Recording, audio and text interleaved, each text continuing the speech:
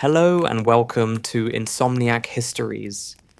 Imagine standing on the rim of a volcano, looking down into a vast blue lagoon that was once solid ground. The water below is impossibly deep, nearly 1,300 feet, filling the massive crater left by one of the most violent volcanic eruptions in human history. Around you, whitewashed buildings cling to the cliff face, their blue-domed roofs glowing in the Mediterranean sun. This is Santorini, one of the most beautiful places on Earth. But beneath the beauty lies a story of catastrophe and loss. Beneath your feet, buried under layers of volcanic ash and pumice, lie the remains of a civilization. Not just any civilization, but one of the most sophisticated and mysterious cultures of the ancient world. A civilization that built multi-story palaces with indoor plumbing, that created stunning frescoes depicting a world of leisure and elegance that may have inspired the most famous legend in Western history, the story of Atlantis. This is the story of the Minoans and their island city that was destroyed in a single day when the volcano beneath it exploded with a force that reshaped the Mediterranean world. Tonight, we will uncover the secrets of this lost civilization. We will walk through their streets before disaster struck, witness the magnificence of their culture, and experience the terror of the final days when the earth itself turned against them. This is a story of discovery and destruction, of a Bronze Age people who achieved heights of art and civilization that would not be seen again for 1,000 years, and of how their sudden disappearance may have echoed through history as myth and legend. But before we descend into the buried city, please take a moment to like the video and subscribe. It's a simple and wonderful way to support the channel, and it means a great deal to me. I'm also always curious to know where in the world and at what time you're joining me tonight. So I'd really love to hear from you in the comments. And now, settle in. Let the noise of the modern world fade away, and let us travel back to a time of palaces and frescoes, of religious processions and seafaring traders, and of an island paradise that would be destroyed in fire and ash. Our story begins not in Santorini but in Crete, the largest island in the Greek archipelago, lying at the crossroads of 3 continents. It is here, around 2000 BC, that one of the most remarkable civilizations of the ancient world emerges. This civilization was unknown to modern scholarship until the early 20th century, when British archaeologist Sir Arthur Evans began excavating at Knossos in Crete in 1900. He uncovered something astonishing: the remains of a vast palace complex unlike anything seen before in the ancient Mediterranean. The palace had multiple stories, hundreds of rooms, advanced drainage and plumbing systems, and walls covered with vibrant frescoes depicting a world of colour, elegance, and apparent peace. Evans called this civilization Minoan, after the legendary King Minos of Crete, who in Greek mythology had built a labyrinth to contain the monstrous Minotaur. We do not know what the Minoans called themselves. Their written language, which Evans called Linear A, has never been fully deciphered. But from their art, architecture, and the remains of their cities, we can piece together a remarkable story. The Minoans were a Bronze Age civilization that flourished from approximately 2000 to 1450 BC. At their height, They dominated the Aegean Sea, establishing colonies and trading posts throughout the islands. Their ships carried goods across the eastern Mediterranean, trading with Egypt, the Levant, Anatolia, and the Greek mainland. They were master craftsmen, creating pottery, jewelry, and metalwork of extraordinary quality. They built palaces not just on Crete, but on other islands as well. And one of their most important outposts was on the island we now call Santorini, but which the Minoans knew as Thera. Let us travel back in time to the year 1620 BC and step onto this island before disaster struck. You arrive at Thera on a trading ship from Crete. As your vessel approaches the island, you see a landscape very different from today. Thera is a circular island, nearly perfect in its symmetry, about 10 miles in diameter. It is not a hollow caldera filled with water. It is solid land, rising from the sea to a central peak. That peak is the volcano, though from the outside, you would barely know it. The island is fertile and green, covered with olive groves, grapevines, and fields of barley.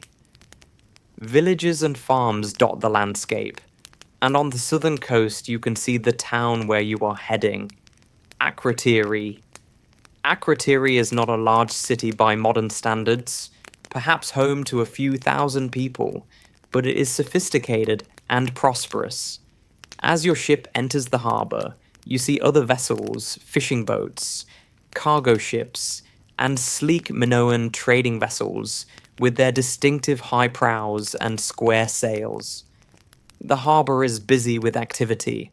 Longshoremen are loading and unloading cargo, large clay storage jars called pithoi, amphorae of wine and olive oil, bundles of wool, and blocks of stone. You disembark and make your way into the town. The streets of Akrotiri are narrow and winding, but they are paved with fitted stones. The buildings are substantial, constructed from local volcanic stone and mud brick, covered with plaster that is often painted in bright colours. Many buildings are 2 or 3 stories tall, a remarkable feat of engineering for the Bronze Age. The ground floors often house workshops and storage rooms. The upper floors are living quarters, reached by stone or wooden staircases. You notice something unusual compared to other ancient cities you have visited. Akrotiri is remarkably clean. There is no garbage in the streets, no open sewers giving off foul odors. The Minoans have developed a sophisticated drainage system. Clay pipes run beneath the streets, carrying wastewater away from the buildings. Some homes even have indoor toilets, small rooms with seats positioned over drainage channels that carry the waste to a central sewer system. This level of urban sanitation will not be seen again in Europe until the Roman Empire, more than 1,000 years in the future. The architecture is impressive, but it is the interior decoration that truly astounds. You enter the home of a wealthy merchant, a man with whom you have business dealings. The walls inside are covered with frescoes, wall paintings created by applying pigment to wet plaster.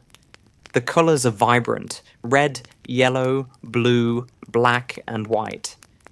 The subjects depicted are unlike the art of other ancient civilizations. There are no battle scenes, no kings smiting enemies, no depictions of warfare at all. Instead, you see images of nature and daily life.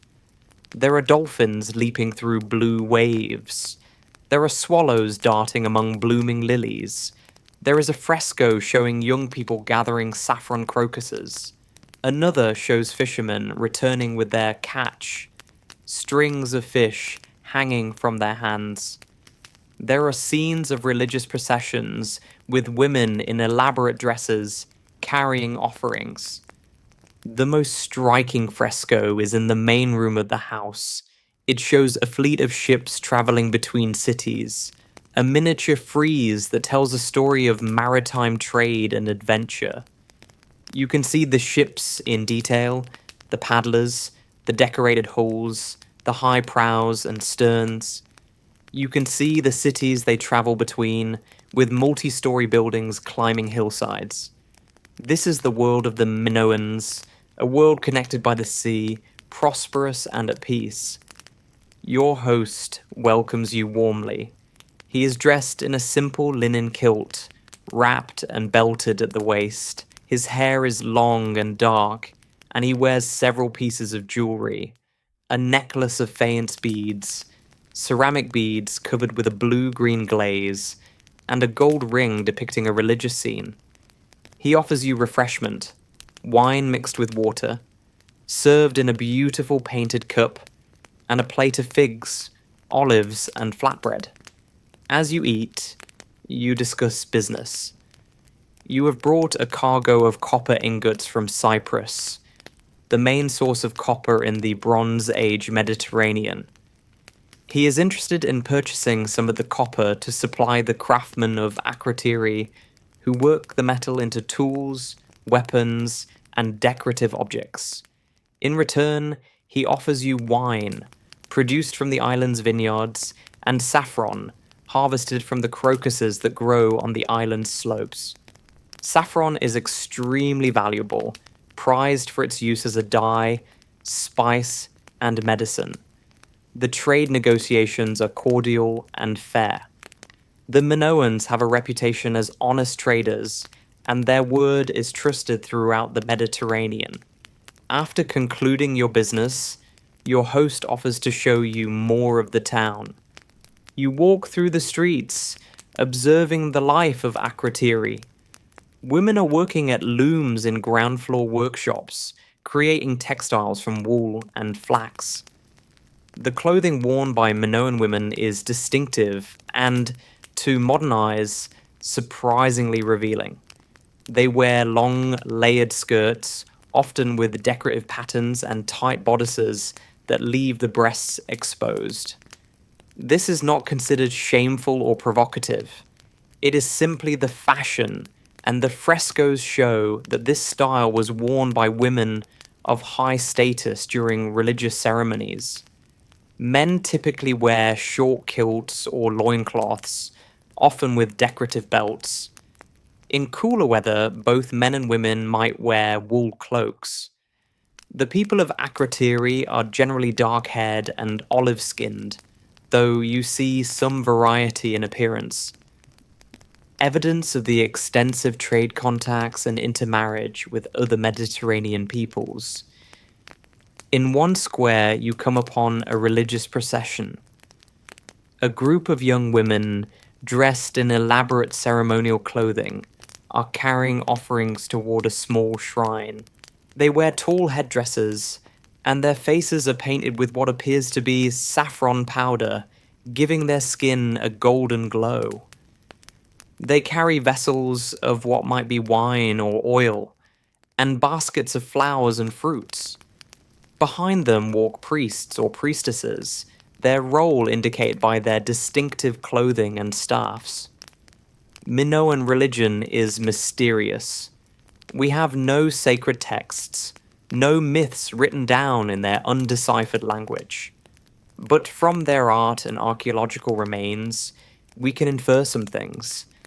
They worshipped a goddess or multiple goddesses, female deities associated with nature, fertility, and possibly the earth itself.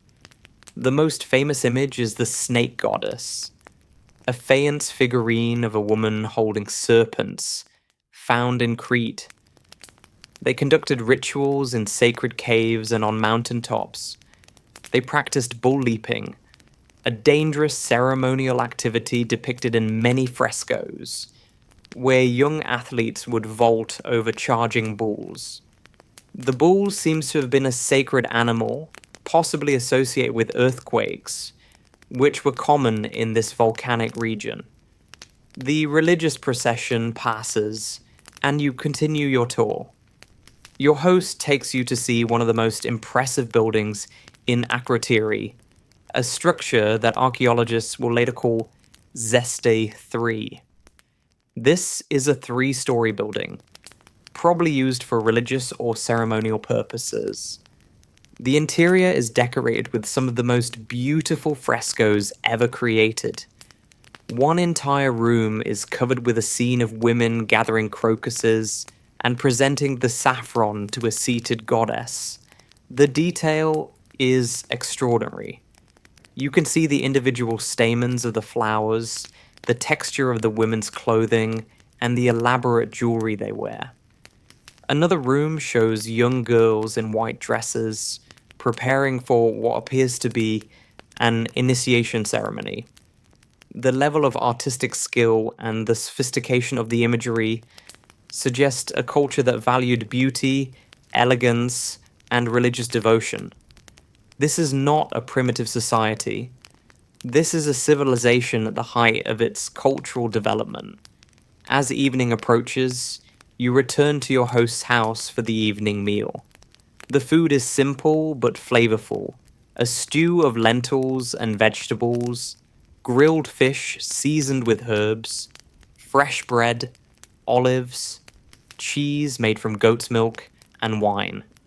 The wine is good, made from grapes grown on the volcanic slopes of the island. The volcanic soil gives the wine a distinctive character, crisp and slightly mineral. After the meal, you sit on the flat roof of the house, enjoying the cool evening breeze. The town below is settling into night, lamps and fires flickering in windows. The sky is clear, filled with stars, and you can hear the sound of the sea in the distance. Your host tells you stories of the island, of successful trading voyages, of religious festivals, of marriages and births. It is a peaceful, prosperous community, and you feel fortunate to be here. You have no idea that you are witnessing the final days of this civilization. Beneath your feet, deep underground, something is stirring. The volcano that formed this island, and that has been dormant for centuries, is awakening. Pressure is building in the magma chamber. Gases are accumulating, and the mountain is preparing to unleash one of the most violent eruptions in human history. The first signs are subtle. Over the next days and weeks, people begin to notice small earthquakes. These are not uncommon in the Aegean, a seismically active region, but they are becoming more frequent. At first, people are unconcerned. The Minoans have lived with earthquakes for generations.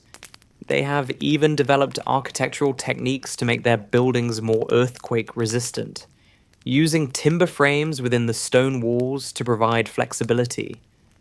But as the earthquakes continue and intensify, unease begins to spread.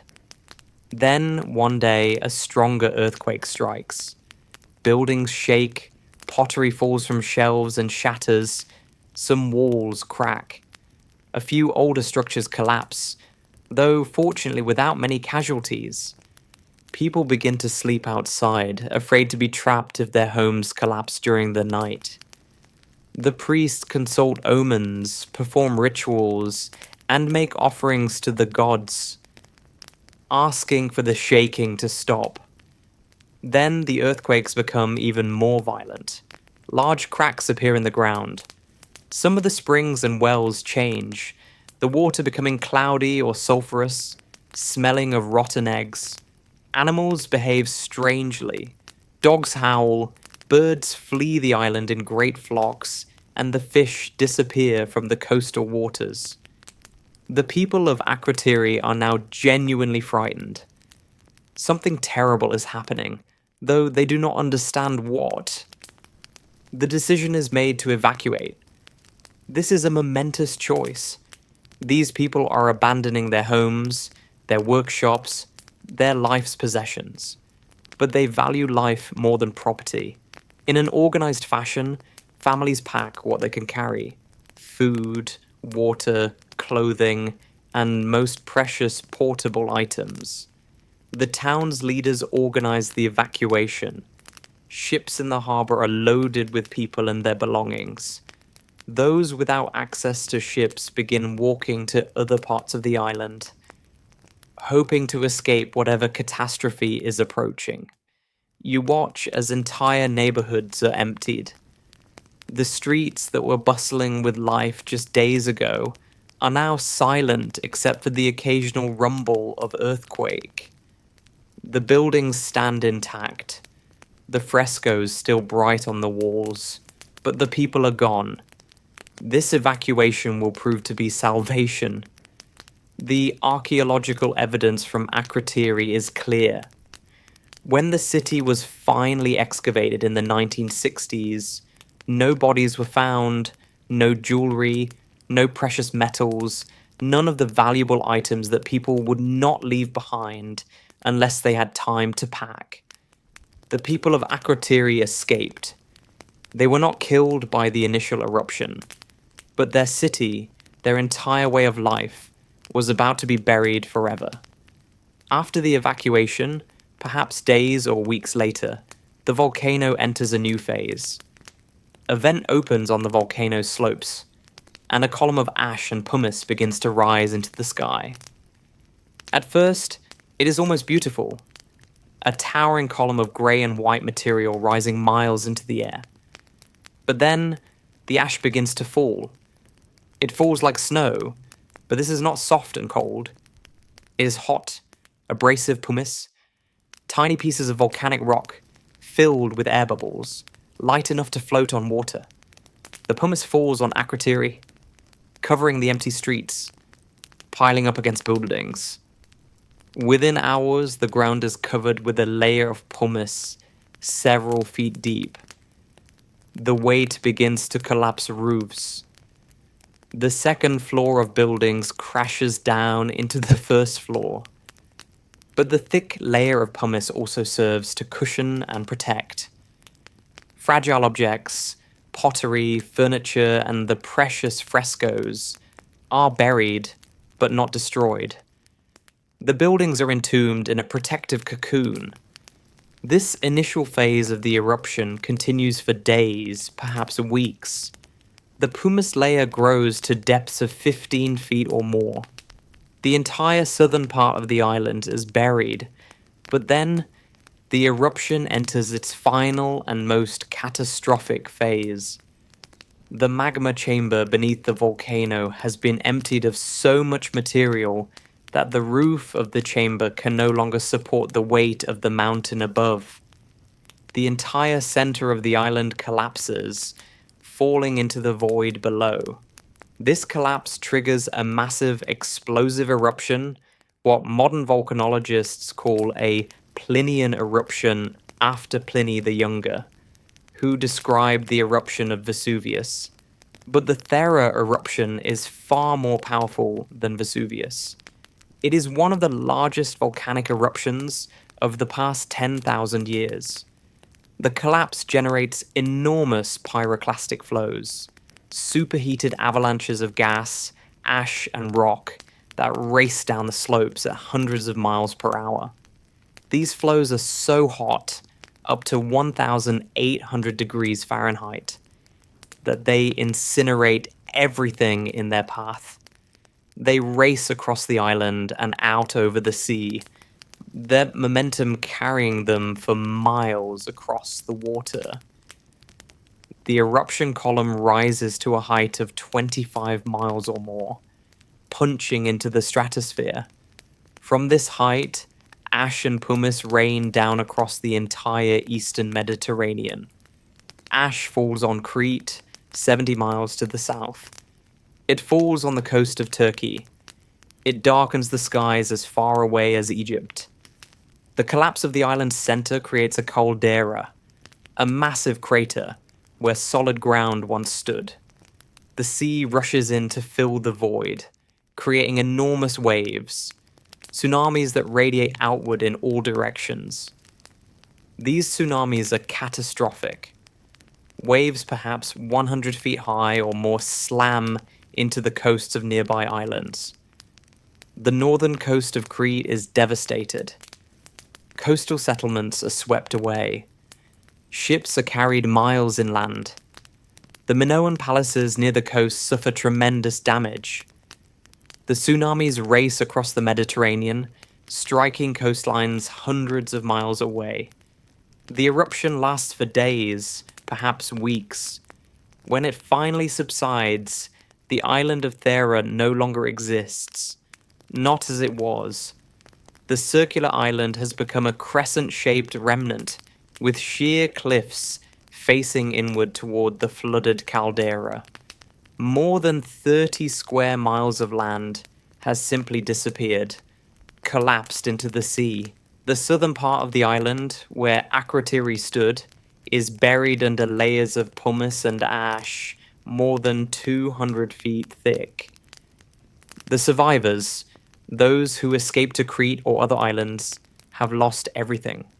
Their homes, their city, their entire world has been destroyed. They are refugees, dependent on the charity of relatives and distant communities.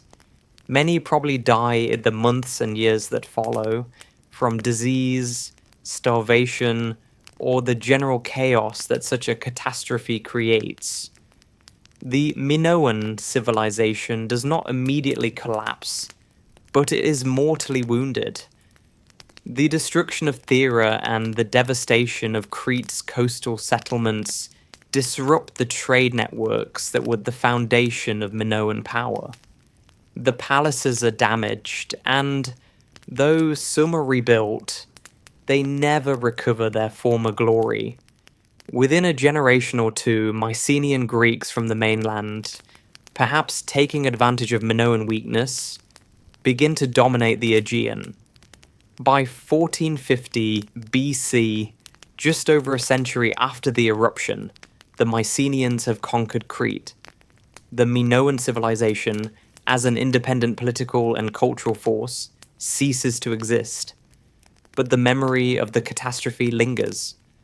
Stories are told and retold, passed down through generations.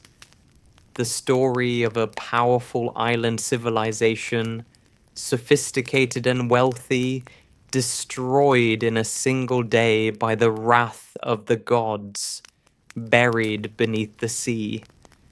These stories spread throughout the Greek world, mutating and growing with each retelling. And centuries later, around 360 BC, the philosopher Plato writes two dialogues, the Timaeus and the Critias, in which he tells the story of Atlantis. According to Plato, Atlantis was a powerful island nation that existed 9,000 years before his time. It was larger than Libya and Asia combined, located beyond the Pillars of Hercules, in what we now call the Atlantic Ocean. The Atlanteans were a sophisticated people who built a great city with concentric rings of water and land, magnificent palaces, and advanced technology. They commanded a powerful navy and conquered much of Europe and Africa. But they grew proud and corrupt, and the gods punished them. In a single day and night, Atlantis was destroyed by earthquakes and floods, sinking beneath the waves, leaving no trace. Plato's story of Atlantis is presented as a historical account, though most scholars believe he invented it as a philosophical allegory about the dangers of hubris and the impermanence of power. But where did Plato get his inspiration? Some historians believe he based the story on garbled memories of the Thera eruption and the destruction of the Minoan civilization. The details do not match exactly. The timing is wrong. Plato places Atlantis thousands of years before his time, when it actually occurred only about 1,000 years earlier. The location is wrong. He places it in the Atlantic, not the Aegean, and the scale is exaggerated, but the core elements are strikingly similar. An advanced island civilization, destroyed in a single day by volcanic eruption and earthquakes, sinking beneath the sea. Could Plato have heard stories passed down through Egyptian sources about the Minoan catastrophe and used them as the basis for his fictional Atlantis? Many scholars think so. The idea that Atlantis might be based on the Minoans and Thera is not proven, and probably never can be. But it is a tantalizing possibility that one of the most enduring legends in Western culture might have its roots in a real historical catastrophe. For more than 3,000 years, the city of Akrotiri lay buried and forgotten beneath the pumice. The island of Santorini was re-inhabited, and new settlements were built, but no one knew what lay beneath their feet. Then, in 1967, Greek archaeologist Spiridon Marinatos began excavations at Akrotiri. What he discovered was astonishing. The pumice and ash had preserved the city in remarkable condition, creating a Bronze Age Pompeii. Unlike Pompeii, there were no bodies, confirming that the inhabitants had escaped. But the buildings, the frescoes, the pottery, the furniture, almost everything had survived. Marinatos and subsequent archaeologists have excavated only a fraction of the site, perhaps 3% of the total city. But what they have found has revolutionized our understanding of Minoan civilization. The frescoes are perhaps the most spectacular finds. They have been carefully removed, conserved, and are now displayed in museums in Athens and Santorini. They show us the Minoan world in vivid color. The ships they sailed, the clothes they wore, the ceremonies they performed, the natural world they lived in. The pottery found at Akrotiri is equally impressive. The Minoans were master potters, creating vessels of remarkable beauty and technical skill. They used a potter's wheel, a technology that allowed for perfectly symmetrical vessels. They decorated their pottery with images of marine life, octopi, dolphins, and fish, and with abstract patterns of spirals and waves. The architecture of Akrotiri shows sophisticated engineering.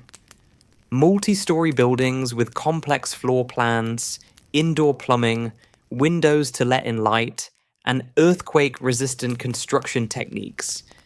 This was not a primitive society. This was a Bronze Age civilization operating at a level of sophistication that rivals anything in the ancient world. But perhaps the most moving discovery is what is not there: evidence of warfare. Unlike almost every other ancient civilization, the Minoans seem to have been remarkably peaceful, at least on Thera. There are no weapons found in the large quantities. The frescoes show no battle scenes. The settlements have no defensive walls. This does not mean the Minoans never fought. They certainly had weapons and probably fought occasionally. But warfare does not seem to have been a central feature of their society. This is unusual and refreshing. It suggests a civilization that achieved power through trade and cultural influence rather than military conquest. Today, Santorini is one of the most popular tourist destinations in the world. Visitors come for the stunning beauty of the caldera, the whitewashed villages clinging to the cliffs, and the legendary sunsets. But few realize they are walking on the remains of one of the ancient world's greatest civilizations. The archaeological site of Akrotiri is open to visitors, protected under a massive modern roof. You can walk through the ancient streets, see the multi-story buildings, and imagine the people who lived here 3,600 years ago. The actual frescoes have been removed for preservation, but reproductions give you a sense of how colourful and vibrant the city once was. Standing in Akrotiri, you can feel the weight of history. This was a real place where real people lived, worked, loved, and raised their families. They were sophisticated, artistic, and prosperous. They created beauty that still moves us today. And then, in a matter of days, their world ended. The Thera eruption reminds us of the power of nature and the fragility of civilization. We build our cities, create our art, and go about our lives assuming that tomorrow will be like today. But the Earth does not care about our plans. Volcanoes erupt, earthquakes strike, and tsunamis sweep away our works. The Minoans learned this lesson in the most terrible way possible, but the eruption also preserved their civilization for us. If Thera had not erupted, Akrotiri might have been destroyed by war, abandoned and fallen into ruin, or simply built over by subsequent generations. The frescoes would have faded and disappeared. The pottery would have been broken and scattered. We would know far less about the Minoans. Instead, the volcanic ash that destroyed the city also protected it, creating a time capsule that allows us to see 3,600 years later how these remarkable people lived. It is a gift from the past, purchased at a terrible price. The story of the Minoans and the Thera eruption is one of the most dramatic chapters in ancient history. It is a story of achievement and catastrophe, of a civilization that reached great heights and was then struck down by forces beyond its control. It is possibly the story that inspired the legend of Atlantis, the most famous lost civilization in Western imagination. And it is a reminder that beneath the tourist attractions and picture postcard beauty of Santorini lies a deeper history. A story of real people who lived and lost everything when their island exploded. The Minoans of Thera are gone, but they are not forgotten. Their art speaks to us across the millennia. Their architecture astounds us, and their story, preserved in ash and pumice, reminds us of both the heights of human achievement and the unpredictability of the world we inhabit. The real Atlantis may not be a myth from Plato's imagination. It may be Santorini, the island that exploded, the civilization that was buried, and the memory that echoed through history as legend. And the next time you see a picture of Santorini's beautiful caldera, remember that you are looking at the scar of one of history's greatest disasters, and at the grave of a civilization that deserves to be remembered. And so our journey to the real Atlantis comes to a close. We have walked through the streets of Akrotiri, witnessed the splendor of Minoan civilization, and felt the terror of the eruption that destroyed it all. It has been a true pleasure to be your guide through this dramatic and haunting chapter of history. Thank you for listening. Until our next journey into the past, I wish you a calm and peaceful night.